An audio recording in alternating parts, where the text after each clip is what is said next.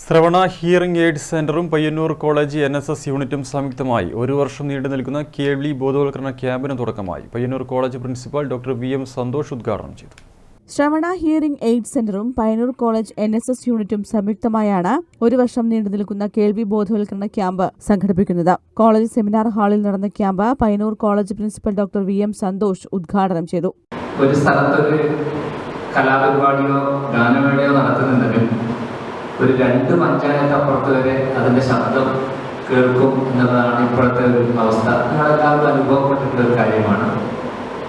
ഏതെങ്കിലും ഒരു പ്രോഗ്രാമിന് ആരെങ്കിലും ഒരാൾ അതിന്റെ വോളിയം കുറച്ചു കഴിഞ്ഞാൽ ഉടനെ തന്നെ ഒരു അടുത്ത 10 സെക്കൻഡ് ആകുമ്പോഴത്തേക്ക് ആ വോളിയം വീണ്ടും പൂർവ്വസ്ഥിതിയിലേക്ക് എത്തുന്ന ഒരു രീതിയിലേക്ക് നമ്മളറിയാതെ നമ്മളൊരു ഉയർന്ന ആവൃത്തിയിലുള്ള ശബ്ദത്തിന്റെ അടിമകളായി മാറിക്കൊണ്ടിരിക്കുകയാണ്.